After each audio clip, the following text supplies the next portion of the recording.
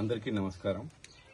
ఈరోజు పద్మశాలి సంఘం మరియు యువజన సంఘం ఆధ్వర్యంలో ప్రజ్ఞాపూర్ వాస్తవ్యులు నల్ల శ్రీనివాస్ గారికి మన 3 నెలలకు సరిపడే కిరాణా సామాగ్రి నిత్యావసర వస్తువులు పంపిణీ జరిగింది.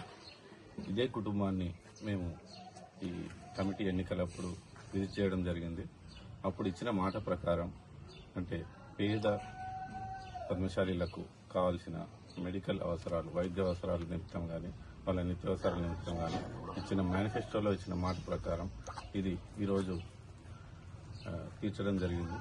అలాగే మేము బాడీ కమిటీ ఏర్పడిన తర్వాత ఇప్పటికీ మేనిఫెస్టోలో 12 అంశాలలో 4 అంశాలను ఇప్పటికే కవర్ చేశాము. ఒకటి 15 రోజుల క్రితము చేనేత కార్మికుల కోసం నిత్యావసరాలు పంపిణీ జరిగింది. వాళ్ళని ఆదుకోవడం అదొక అంశం మాది.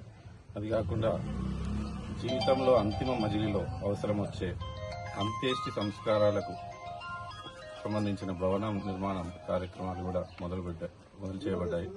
దాంతో 2వ కార్యక్రమం కూడా అయిపోయింది.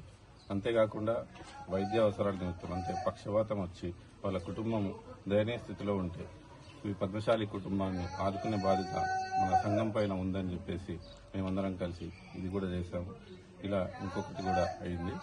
అలానే ఆధ్యాత్మిక కార్యక్రమాలకి అన్నదాన కార్యక్రమము మన కార్తీక మాసం వన మహోత్సవంలో భాగంగా మన మాజీ చైర్మన్ గాడిపల్లి భాస్కర్ గారు అందరికీ అన్నదాన కార్యక్రమం చేయడం జరిగింది. ఈ విధంగా మేము చెప్పిన 12 అంశాల్లో 4 అంశాలను మొదలుపెట్టాము. మిగతా 8 అంశాలను కూడా చేస్తాము. దాంతో పాటుగా ఇంకా అందులో రాయని కొత్త అంశాలను కూడా చేసి మొత్తానికి ఒక బ్రాండ్ గజ్వేల్లో పద్మశాలి కులస్తులు పద్మశాలి సంఘాన్ని ఒక బ్రాండ్గా తయారు చేస్తాము. దీంతో పాటుగా చివరగా నేను చెప్పదలుచుకుంది ఏంటంటే నిన్న ఎన్నుకోబడిన కొత్త కమిటీకి, కొత్త పాలక వర్గానికి మరియు అలాగే యువజన సంఘానికి హార్టీ కంగ్రాచులేషన్స్. Thank you.